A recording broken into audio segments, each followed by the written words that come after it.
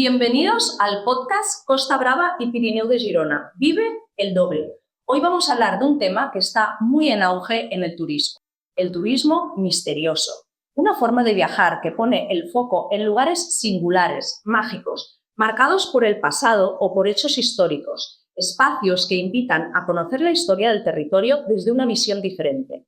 En el episodio de hoy explicaremos qué es el turismo misterioso, por qué despierta tanto interés y cómo se vive en un destino como la Costa Brava y el Pirineu de Girona. Para hablar de todo ello, hoy estamos con Joan Plana, vicepresidente del Patronato de Turismo Costa Brava Girona y además podcaster de misterios y crímenes en la nit més fosca. Y con Carme Irla. Hola, Carme, técnica de comunicación y actividades del museo donde hoy nos encontramos, el Museo Historia de Girona.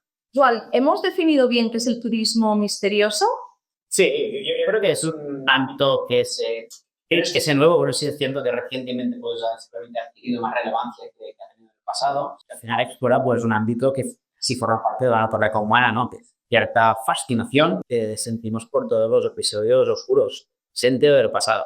¿Y por qué crees que despierta tanto interés? Yo creo que todo lo que nos da miedo al mismo tiempo también nos fascina. Hay una parte importante de la gente, esta mezcla de miedo y fascinación, pues lo vehicula a través de interés, de conocer de primera mano pues, episodios de esta índole. En este sentido, creo que todos hemos visto, hemos sentido, cuando en un espacio ha habido algún tipo de catástrofe, de asesinato, un crimen, etcétera, mucha gente dice, parece que hay una energía. No digo, pues mucha gente lo ve a través de querer interesarse y conocer activamente todo esto. Carme, estamos hoy en el Museo de Historia de Girona, un espacio cargado de memoria y simbolismo. ¿Qué papel juegan museos como este en la experiencia de turismo misterioso?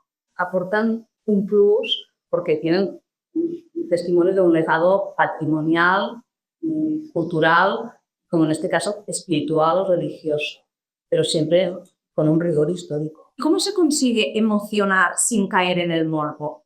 Contextualizando bien el espacio, en el momento, muchas veces estas inquietudes o esas experiencias del visitante, si se relacionan con el espacio en su momento, pues, te emocionas, pero puedes entender y ya no es un morbo, sino una inquietud cultural. Contando un poquito la historia que hay detrás. Hablando de historia, ¿qué historia esconde el cementerio Caputxí? A ver, el edificio donde nos encontramos hoy, el Museo de Girona, ya por sí solo merece una visita. Tiene una trayectoria de 5 siglos y con diferentes usos a lo largo del tiempo.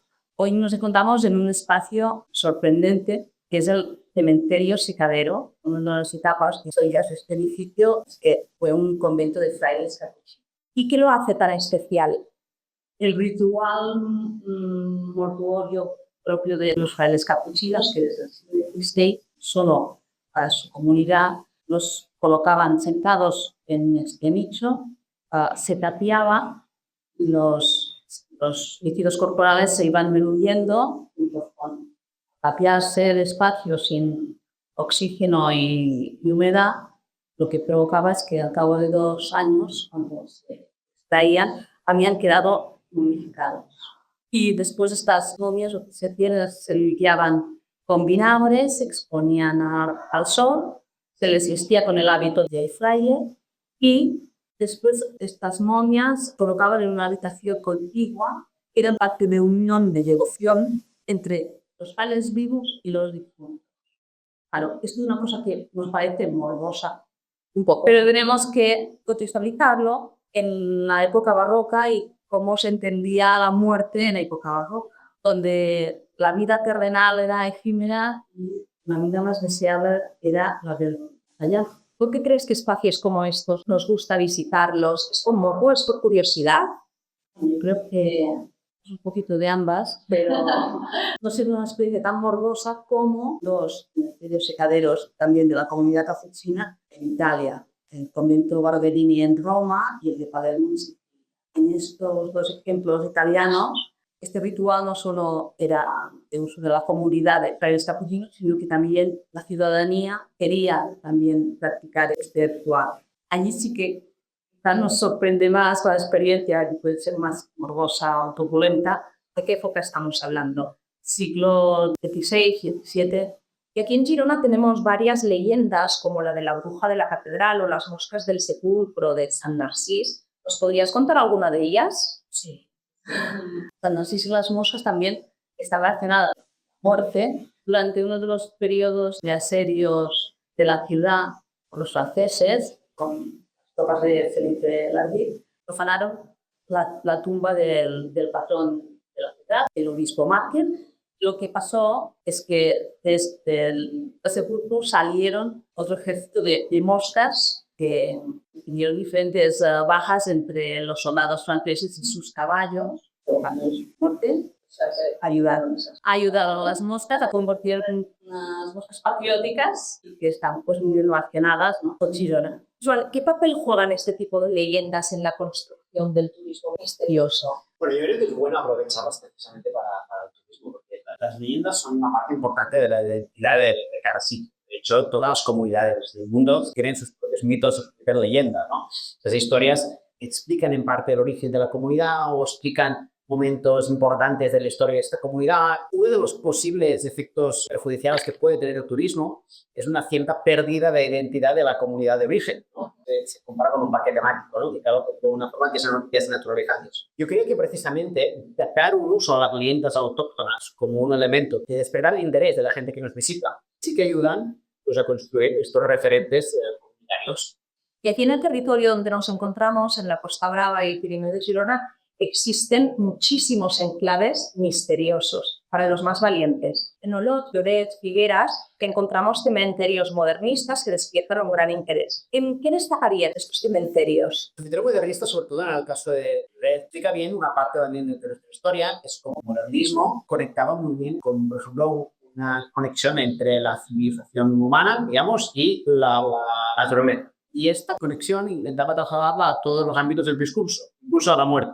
¿Es verdad que cada vez se visitan más este tipo de cementerios? Sí, porque uno de los elementos que ha cambiado en los últimos años respecto a lo misterioso es que poco a poco va desapareciendo una cierta reticencia así moral a este tipo de turismo. Y ahora, pues yo creo que cada vez más Se está normalizando. se está normalizando y por lo tanto, pues yo creo que podemos decir sin ningún tipo de pudor que pues, es interesante conocer también esa parte. Si nos vamos al Baix Empordà, encontramos la mina de agua de Torroella, que es una infraestructura medieval única. ¿Qué misterios esconde esta infraestructura? Yo sobre todo lo que destacaría es un espacio temporal que es muy posterior a su construcción y que es bastante común en muchos espacios de la provincia que tienen este halo misterioso, que es la guerra. Este fue un espacio en el que se vio de manera muy intensa el conflicto, especialmente la guerra civil, pero también el exilio. En el caso de la mina de Torroella, por ejemplo, fue uno de los espacios que fue utilizado como refugio antiaéreo durante la guerra. Entonces, los espacios que fueron reconvertidos a refugios antiaéreos han conservado un poco de esa energía, de ese miedo, que explica muy bien también una parte de nuestra historia. Si visitamos, pues yo creo que podemos sentir también una parte de toda esta emoción contenida. Si nos vamos un poquito más hacia el norte, cerca de la frontera, nos encontramos el Castell de Requesens y el avión de Douglas Estrellaró. Una zona donde se pueden realizar diferentes rutas, pero con trasfondo. ¿Qué ocurrió en ese enclave? En toda esta zona, las últimas semanas de enero, las primeras semanas de febrero, que fueron los últimos días del conflicto en Cataluña, pues todo ese espacio fue un espacio de huida, miedo, y hay gente que de manera desesperada pues, intentaba atravesar la frontera para llegar a un espacio seguro en medio de bombardeos. Luego hay otro elemento que es la posguerra, y en todo ese ámbito geográfico, una zona muy arraigado, digamos, de todo lo que era el contrabando. Entonces, todo esto también contribuye a generar, pues, leyendas, historias, mitos, ¿no? Luego está el avión Douglas, que se estrelló y fue víctimas mortales. Y curiosa es que los restos del avión no se han retirado. Y sin alejarnos demasiado de esta zona, nos encontramos con el Castell de Llers, uno de los espacios más enigmáticos de Girona. ¿Vivió un vampiro entre sus muros? Hasta donde tú sabes. Hasta donde sabemos, no vivió un vampiro. Pero sí es cierto que precisamente Llers es un municipio que atesora bastantes historias relacionadas con el misticismo. De hecho, hay fiestas populares, normalmente las celebran en octubre, alrededor de toda la historia de las brujas del pueblo. Pues seguramente esto ha contribuido también a generar esta historia mística que el pueblo también ha sabido pues, aprovechar muy bien. Hablando de brujas, que Joan nos estaba comentando, aquí en la Catedral de Girona también hay una historia relacionada con ellas, ¿no? ¿Nos podrías contar un poquito más sobre esta historia? Sí. Una de las leyendas más conocidas aquí en Girona es la de las brujas de la catedral, que iba en contra de las manifestaciones iguales en aquel momento y sobre todo era conocida por maldecir y insultar y lanzar piedras a los curas y durante procesiones como la de Porto. Tuvo un milagro y se convirtió en piedra, en una gárgola y de su boca lo que sale es agua limpia proveniente del cielo. Hay una canción que piedras tiras, piedras tirarás, en piedra te convertirás. Pues hasta aquí nuestro podcast de hoy. Hemos descubierto que la Costa Brava y el Pirineo de Girona esconden rincones mágicos, misteriosos y cargados de historia, pero siempre vinculados al territorio. Hemos recorrido algunos de estos lugares y os queremos invitar a que los descubráis vosotros mismos y nos expliquéis vuestra experiencia en primera persona. Muchas gracias, Carmen, muchas gracias, Joan, y os esperamos en el próximo capítulo de Big el Doble. Vale. Gracias.